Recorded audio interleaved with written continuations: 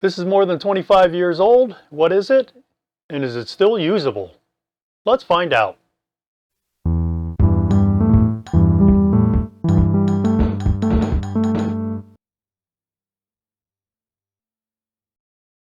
If you're new to 35mm photography, one of your challenges is taking your negatives, whether they be black and white or color, and converting them to a digital image. Of course, you can always make enlargements the traditional way with an enlarger and some photographic chemicals and some enlarging paper. But for many of us, we still have that desire to create a digital image.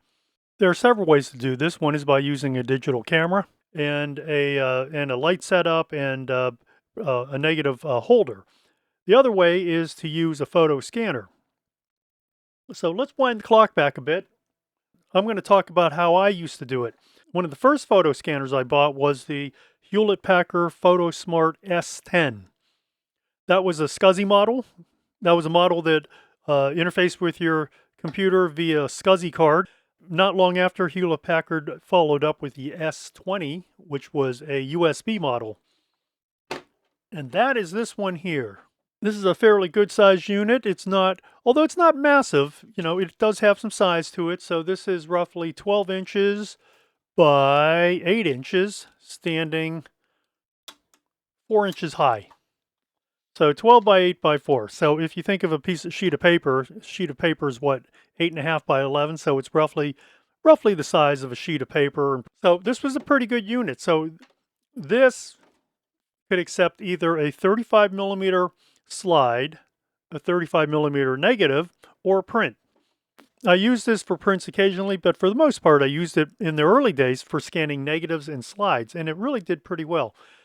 I believe its native resolution was 1200 dpi for negatives and slides, and its maximum resolution was 2400 dpi. It could save it either as a TIFF or a JPEG, and I believe there were several different quality settings. I always save mine as TIFFs because that was the highest resolution you could get, and then, it gave you plenty of ability to manipulate the image without loss of quality. JPEG is a lossy, what they call a lossy format. That means it will begin losing information, or it will begin throwing away certain information in order to give you a smaller file size. Back in the days of dial-up, that was very important, to have images as small as possible. In today's high-speed world with high-speed internet and wireless internet, that's not really a big concern. In any case, I always say the original is a TIFF, is a high-resolution TIFF, is a higher resolution as seemed reasonable. And this unit actually does a good job. So you'll see there's not many connections here. So on the bottom, or at the back, you'll see your power connection, 110 volts, and you'll see a USB connector. That takes that square USB connector, which then connects to your computer. That power cord was used quite a bit for many electronic devices. So as long as it had that infinity or sideways 8-shaped design, you should be okay. This connected to any USB port and still works today, so you can connect it to the original USB spec, or you could go with 2 or 3. It will not connect to a USB-C, however, because it does not have that same size. You're fine with connecting this to your slower USB port because that's what it was originally designed for anyway, the slower USB port. The original software worked with Windows XP? No. The original software was intended to work with Windows 95, then later is Windows 98, and the last one it really worked well with was Windows XP. Windows XP, of course, was a 32-bit operating system, so in today's world, where nearly everything is Windows 64-bit, what are you to do? Well, essentially, you have a doorstop. However, I did a bunch of reading on the internet, and I found that if you once you attach it to your computer, it's going to come in as an unrecognized device. So what you need to do is you need to go to the Hewlett-Packard website, and I'll throw the link in the description below. You need to go to the Hewlett-Packard website and download the drivers, only the drivers, for scanner 5510. Actually, before you do anything, you want to install the software, even before you connect it. And I have a link to where you can find this software. I'll just pop it onto my server. So you install the software before you connect this machine.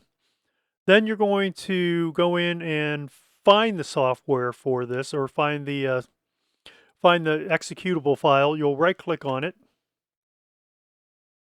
and you want to go to the Compatibility tab, select Windows XP, Service Pack 2, and then Run as Administrator.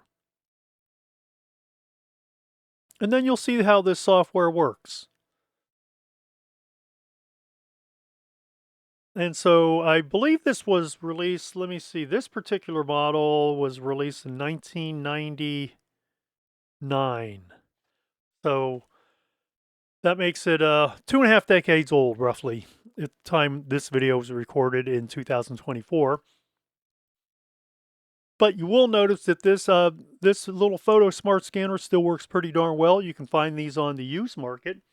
And so then you simply just need to follow the instructions as far as getting this scanner back in operation. When I got this scanner, oh, there is a couple things. Once you, believe when you start it up for the first time, it's going to ask you to calibrate the scanner. And if you purchase this on used market, make sure it comes with this manual. If you purchase this on the used market, make sure it comes with the manual. Well, I have a bunch of papers inside, but it also has some tips, scanning tips, but it has this calibration card. And the calibration card is important because this is how you calibrate the scanner on the first time. It will set it up in print mode and ask you to insert the scanner. You will then feed this into the front of the scanner, arrows facing toward the scanner, and it will draw it in, it will calibrate your machine, then you're off to the races. If you're with this particular machine, for some reason, something happened to it, and it won't stay in print mode. It works fine both in slide and in negative mode, but as soon as I put it in print mode, it just skips past it and returns it to slide position.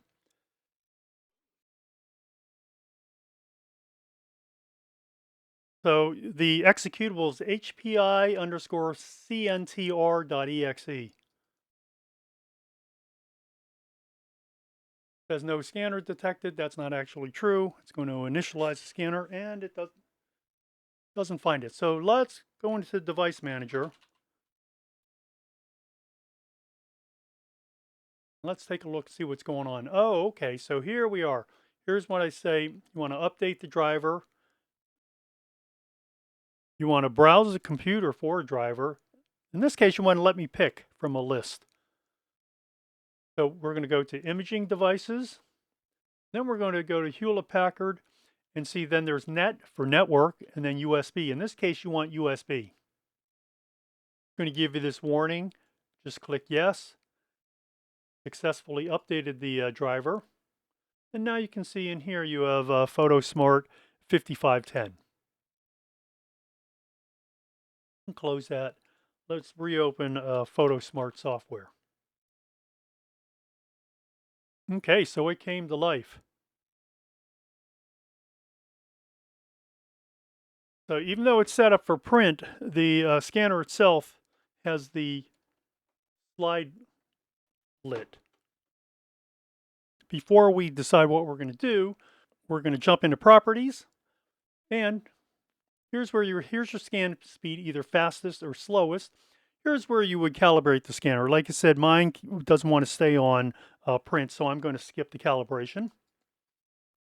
You can enable tooltips and enable the sounds if you like. You can also decide where you're going to store your photos, your scanned photos. Once you're good with your selections, go down here. By default, it's always going to come in at 1200. So if you want a higher resolution, let's say 2400, you're going to have to select that manually, like so. To scan some negatives, you simply, let's set this up for negatives. So I'm going to press this button on the front, and then you'll see that the scanner software will then change to color negative.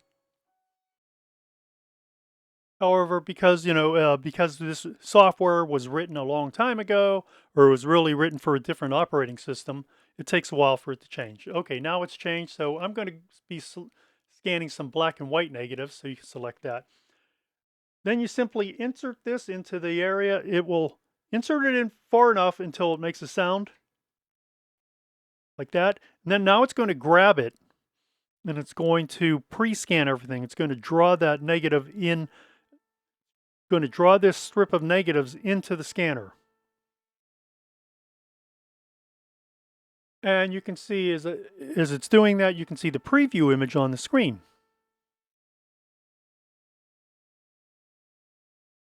Oh, there I am. I can tell that's me. How do I know that's me? I can see my big head.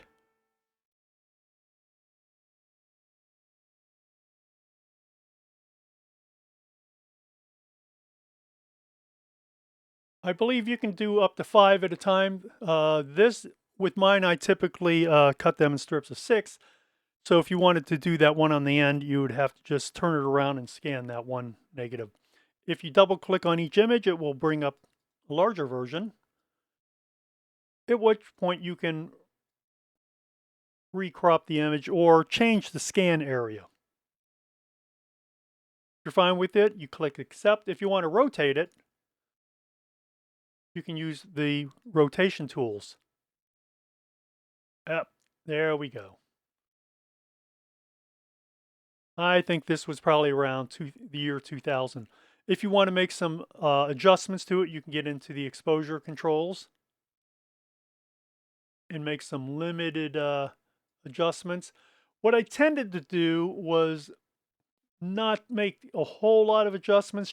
I would probably let it be a little bit dimmer than normal. That way I can make the final adjustments in my image editor. What is this one? Oh, go. See, double click on each one. Once again, you can adjust the exposure.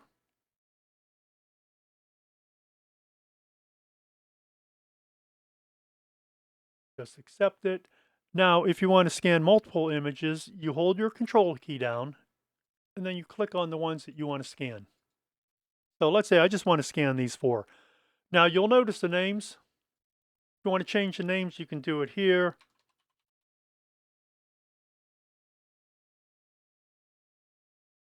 Don't forget to add TIFF. We'll do HKME.TIF, and then we'll do table.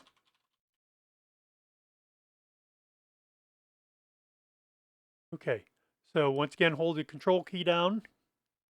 Click the ones that you want to scan. Let's just scan the 3 of these. And then you click Final Scan to actually scan these images. I think I said the max DPI was, oh yes, it is 2400. Now you just click Final Scan here. It's always going to ask you to ensure that, yes, this is the directory that you want. If you want to change your directory, you always can. But in this case, let's just leave it here. Then click Save. Oh, and if you notice, there was the option of TIFF being displayed. If I wanted to save these as a JPEG, I would select the JPEG, and the scan time probably would be much shorter.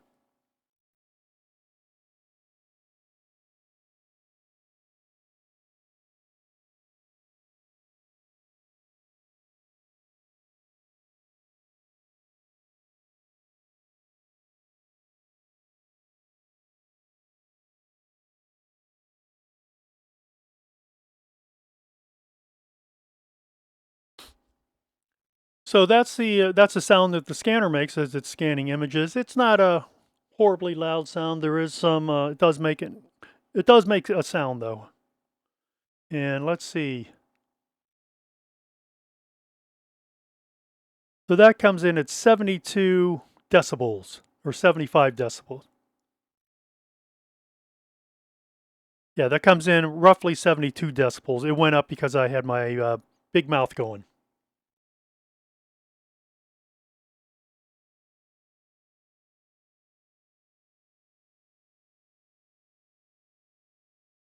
You can also see the progress bar on screen. Now, remember, this software was made when the average screen size was still 640 by 480.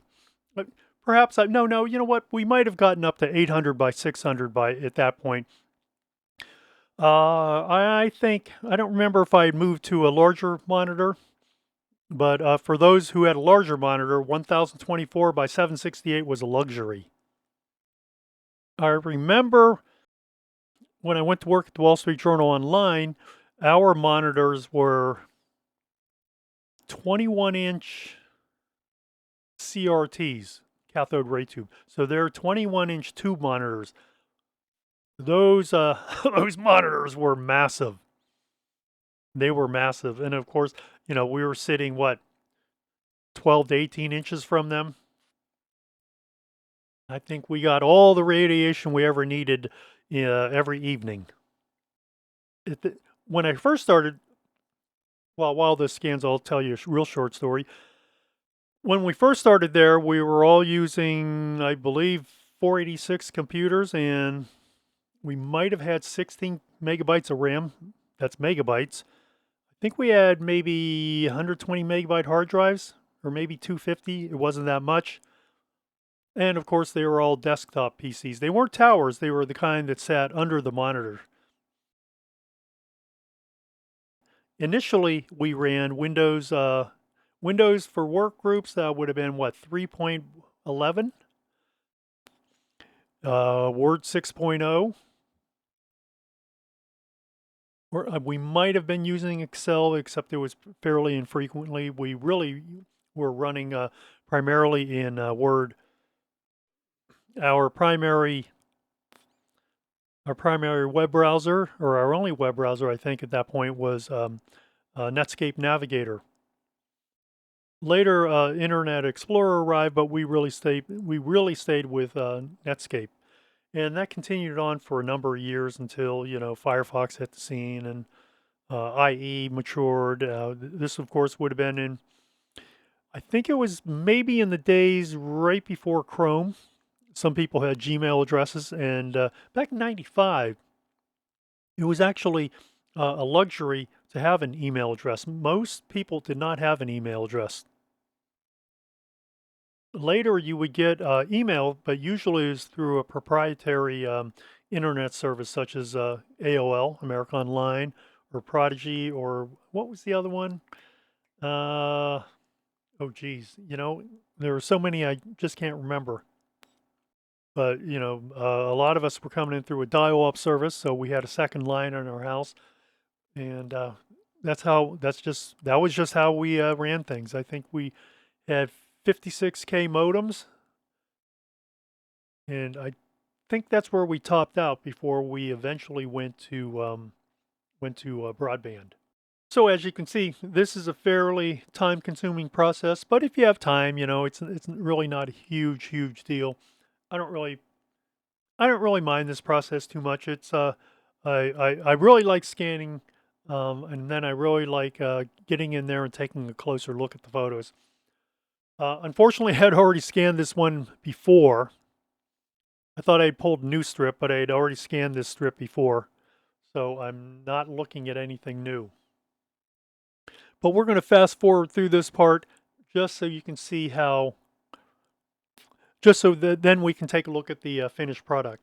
I think this scanner does a very decent job of scanning scanning slides and negatives. I have had it do some prints here and there. It's been a while, like I said, I don't know what happened to it. And I don't think there's anything broken in it. Maybe it's you know, one of the logic boards in there. I just don't know. By the way, this scanner was made in Singapore.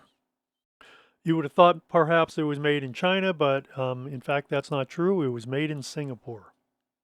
Hewlett-Packard only ever made these two little boxy scanners. It then moved into the more traditional flatbed scanners. So I use this scanner probably for, when did I think I used this scanner probably for about 2 years. Well, I would have bought this around, I think I bought the S10 right around 98 or 97, and I used that after I got to Hong Kong, and then right around 2000. Oh, see, now we're all finished. So there's that strip of negatives. And so now if you look, see, it doesn't save each, what's unusual, it doesn't save each image as it scans it. Well, it does in a holding, in a temporary folder, and then it transfers it eventually transfers it to your image folder. In this case, I put it in pictures. Let's see, where did I put these?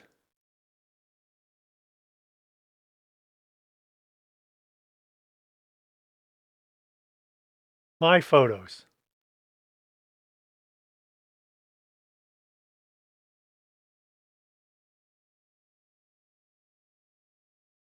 So if you zoom in on this, you can actually see there's pretty good detail on this, right?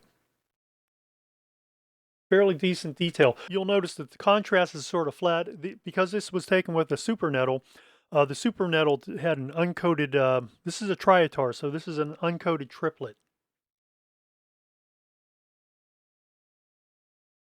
So the contrast is a little bit flat with this. So now if I bring this into an image editor, by the way, I just use an older image editor because primarily what I do are three things in this. I'll sometimes I adjust the contrast. I will, um, yeah, I make adjustments to the overall tone of the photo, I guess I should say, and then I will remove spots, remove dust. You can see there's a piece of dust right down here. Actually, it looks like, I'm not sure what that is.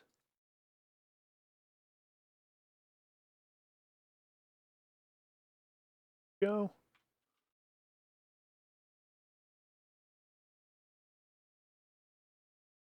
This is true. This is always the most time-consuming spot of doing any type of black and white scanning or scanning, film scanning. Guess I should say, is removal of the dust. So what I often find is that the sooner you scan your negatives after you process them, the cleaner they will be. For some reason, over time they seem to accumulate a lot of crap. And so anyway, this older version of Picture Publisher works just fine. I don't feel that I need to actually spend any money on Adobe products for something so simple as this. Right?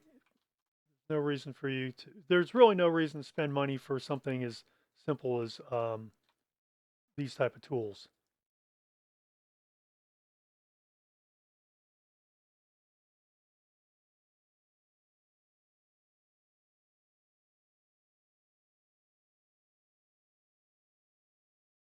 But almost every negative that you scan is going to have some kind of dust or something you're going to have to clean up.